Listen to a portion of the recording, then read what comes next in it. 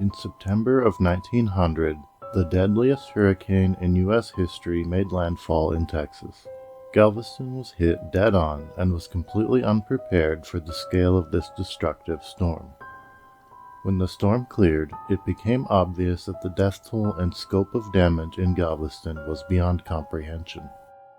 The storm was largely a surprise, and the nation was mortified when news finally started to trickle out of Galveston. On September 10, 1900, a telegraph was sent to the United States President William McKinley and to the Governor of Texas, Joseph Sayers. The message read, "I have been deputized by the Mayor and Citizens Committee of Galveston to inform you that the city of Galveston is in ruins."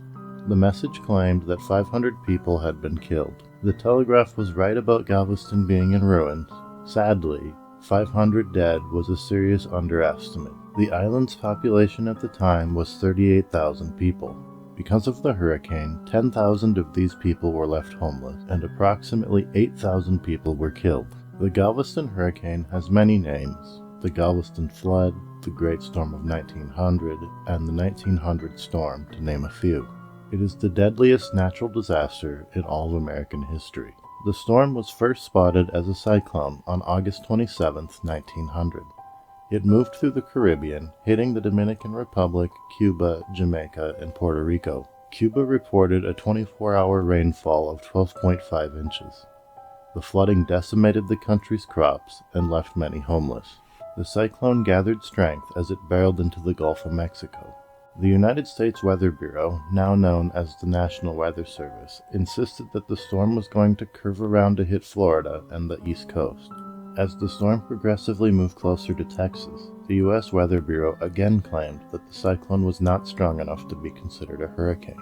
Unfortunately, they were wrong on both accounts. The hurricane struck landfall on the evening of September 8th as a Category 4 hurricane. It hit south of Houston, with the eye of the hurricane passing over Galveston. Before the disaster, Galveston was known as the Wall Street of the Southwest, as it was the center of trade in the Gulf of Mexico and one of the most prosperous ports in the United States. The population and income rates were exploding. By all definitions, Galveston was booming.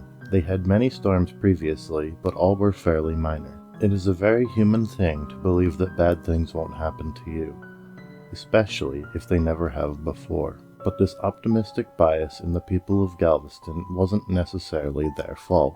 The director of the Weather Bureau in Galveston, Isaac Klein, wrote an entire article in 1891 for the Galveston Daily News detailing how impossible it would be for a significant hurricane to hit the island. But even this didn't pacify some of the residents. Galveston was essentially a sandbar in the Gulf of Mexico. It was very low and flat, and very obviously vulnerable. It was only 8.7 feet above sea level. Some citizens requested that a seawall be constructed to make the city more resilient to storms, but the government denied the request. Because Isaac Klein believed that strong hurricanes wouldn't hit Galveston, clearly a seawall would just be a waste of funds. Everybody makes mistakes, however, and we shouldn't demonize Klein too harshly. He realized his mistakes, and he claims to have patrolled the beaches of Galveston to warn the island dwellers of the impending hurricane. Not only that, but he also broke Weather Bureau rules by issuing a hurricane warning before receiving authorization to do so from the main office in Washington, D.C. Breaking protocol like this did probably save countless lives. Isaac Klein went on to give many significant contributions to meteorology, and the Isaac M. Klein Award is the highest award issued by the National Weather Service today. Unfortunately, Klein's claims were proved tragically false on September 8, 1900. The hurricane brought a storm surge which raised the sea level 15 feet higher, which flooded the entire Galveston island. Some witnesses claimed the water level rose 4 feet within seconds. In addition to the island being swallowed by the ocean, the cyclone dropped about 9 inches of rain on Galveston, which set the city's record. The highest measured wind speed recorded was 100 miles per hour. But this was right before the device used to measure wind speed by the Weather Bureau was blown off the building, so it probably got much faster after this, but wasn't able to be measured. To give a visual description of how windy it was, witnesses claim to have seen bricks flying through the air. Nearly all buildings and infrastructure like railways and telegraph lines were damaged. many of which were destroyed. 10,000 people were left without homes. Werner Moore White was a landscape and portrait artist who just moved to Galveston literally one day before the hurricane. Nearly all of his artwork was destroyed, as was his studio. Fortunately, he did survive. There was an orphanage, St. Mary's Orphans Asylum, that housed 93 children and 10 sisters. Everyone took refuge in the newest addition to the building. The sisters used a clothesline to tie themselves to the children, knowing the building would indeed collapse eventually. Out of 103 people, only 3 children survived. It is estimated that about 8,000 citizens lost their lives on this day. Of the 8,000 dead, most of the people drowned from the flood, and many were killed getting hit by debris. Even sadder yet, many did survive the initial blast of the storm, only to die by getting trapped under wreckage. Clara Barton, the founder of the American Red Cross, responded to the disaster. It was one of those monstrosities of nature which defied exaggeration and fiendishly laughed at all tame attempts of words to picture the scene it had prepared. The churches, the great business houses, the elegant residences of the cultured and opulent, the modest little homes of laborers of a city of nearly 40,000 people, the center of foreign shipping and railroad traffic lay in splinters, and debris piled 20 feet above the surface, and the crushed bodies, dead and dying, of nearly 10,000 of its citizens lay under them. Reportedly, rescuers climbing over the destruction could hear the screams from below as they were searching for survivors. Unfortunately, not all could be saved. Not even the dead were safe. The flood waters eroded the ground, and many coffins were unearthed and washed away from the Galveston cemetery.